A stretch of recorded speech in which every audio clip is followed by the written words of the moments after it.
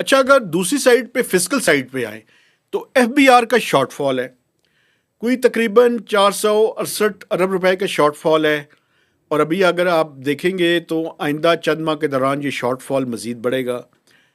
میری ذاتی پروجیکشن یہ ہے کہ اس مالی سال کے دوران کوئی تقریباً 800 ارب روپے سے لے کے 1000 ارب روپے کے درمیان جو ہے وہ شارٹ فال ہوگا۔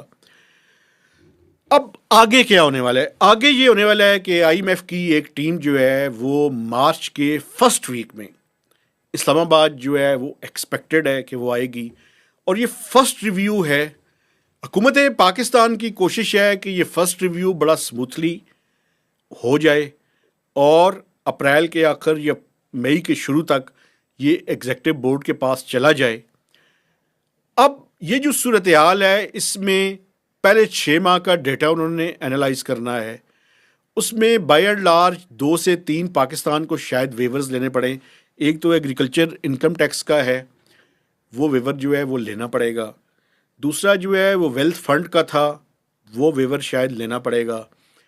اور اس کے علاوہ جو تاجر دوست اسکیم تھی وہ بری طرح سے ناکام ہوئی۔ اس میں ایف بی آر کا ایک ہے کہ وہ اس کے تحت جو 236 جی اور ایچ ہے ود ہولڈنگ ٹیکس کی ریکوائرمنٹس، اس کے مطابق انہوں نے ریٹیلرز جو ہے وہ بڑی تعداد میں ٹیکس نیٹ کے اندر آئے ہیں، لیکن یہ جو تاجر دوست اسکیم تھی اس کے تحت نہیں ہے۔ اچھا، ایسٹ ڈکلیریشن کی ایک اسکیم لانی تھی گریڈ 17 سے 22 تک کے آفیسرز کے لیے، اور ابھی اس میں چند دن اس کی ڈیڈ لائن میں باقی ہیں، لیکن ابھی تک اس کی لیجسلیشن سول سروسز ایکٹ کے تحت کرنی تھی، وہ ابھی تک نہیں ہوئی۔